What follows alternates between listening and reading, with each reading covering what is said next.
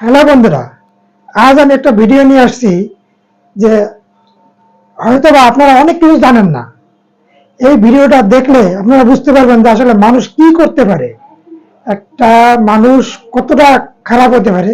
এই ভিডিওটা না দেখলে বুঝতে পারবেন না। তো বন্ধুরা, ভিডিওটা দেখতে থাকুন। আমরা তখন এসব বিশ্বাস করতাম না।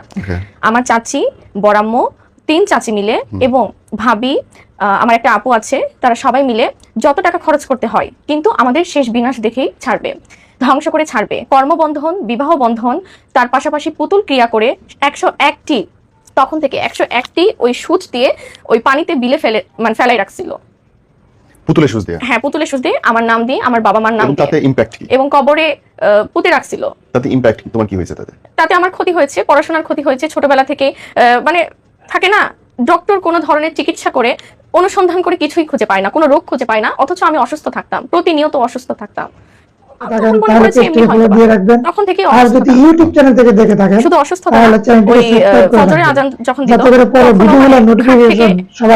পড়ে যেতাম শুধু। কিন্তু কেউ আমার বাবা মার